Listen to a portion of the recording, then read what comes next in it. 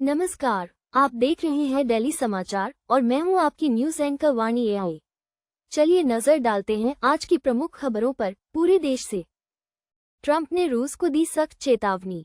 Donald Trump ने रूस को चेतावनी दी है कि यदि आने वाले 50 दिनों में यूक्रेन रूस युद्ध में कोई शांति नहीं आती है तो अमेरिका रूस पर 100% तक का आयात शुल्क लगा सकता है।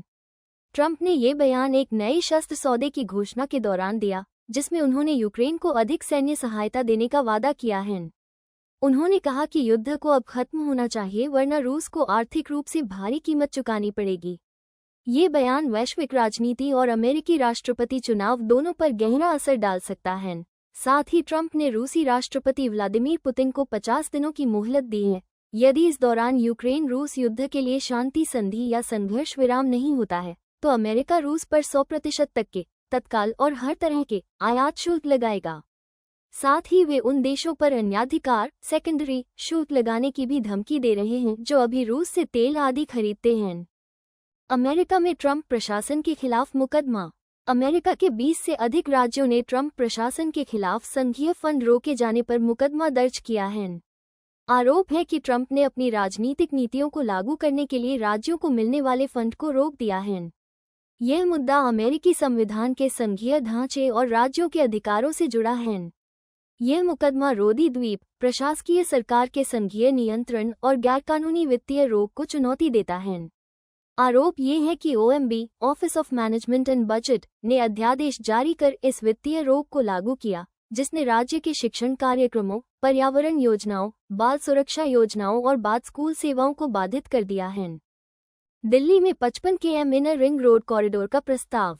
दिल्ली सरकार ने ट्रैफिक जाम की समस्या को हल करने के लिए 55 किलोमीटर लंबा inner ring road elevated corridor बनाने का प्रस्ताव रखा है।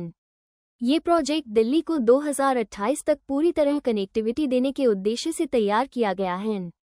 इसमें 12 फ्लाईओवर, 8 अंडरपास और ग्रीन बफर जोन शामिल होंगे। इससे दिल्ली की ट्रैफिक व्यवस्था में बड़ा सुधार आने की उम्मीद है। पीडब्ल्यूडी मंत्री परवेश वर्मा ने कहा है कि अभी डीपीआर डिटेल्ड प्रोजेक्ट रिपोर्ट तैयार करने की प्रक्रिया शुरू हो चुकी है। इसमें तकनीकी, ट्रैफिक मैनेजमेंट, पर्यावरणीय प्रभाव और जरूरी भूमि अधिग्रहण को जांचा जाएगा। तमिल फिल्म सेट पर स्टंटमैन की दर्दनाक मौत।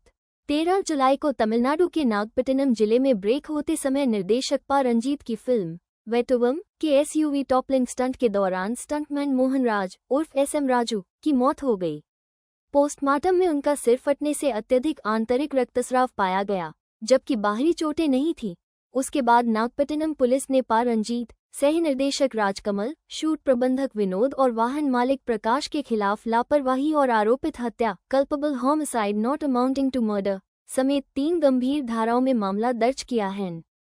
बिहार 24 घंटे में 9 हत्याएं, 12 हिंसक घटनाएं, उप मुख्यमंत्री की कड़ी चेतावनी। 13-14 जुलाई की रात में बिहार में 9 हत्याएं व 12 अन्य हिंसक घटनाओं की आशंका सामने आई। इनमें फायरिंग, झगड़े और लूट जैसी चार्जशीट शामिल हैं। डिप्टी मुख्यमंत्री ने इन घटनाओं के बाद अपराधियों को बुलडोजर अभियान और यदि आवश्यक हो तो एनकाउंटर की चेतावनी भी दी है। आम जनता में भय के साथ साथ सरकार का जवाब भी डराने वाला संदेश देने वाला रहा है। कठोर कार्रवाई या सजा की नीति से अपराध नियंत्रण का प्रयास। बिहार की कानून व्यवस्था की विश्वसनीयता पर सवाल उठ रहे हैं और यह मुद्दा अगले चुनावों में भी राजनीति में गर्म रहेगा। तो ये थी आज की बड़ी खबरें। जुड़े रहिए दिल्ली समाचार के साथ, जहां मिलती है आपको हर दिन की सटीक और तेज खबरें, वो भी वाणी एआई के साथ। अगर आपको वीडियो पसंद आया हो तो लाइक, शेयर और सब्सक्राइब जरूर करें। नमस्कार।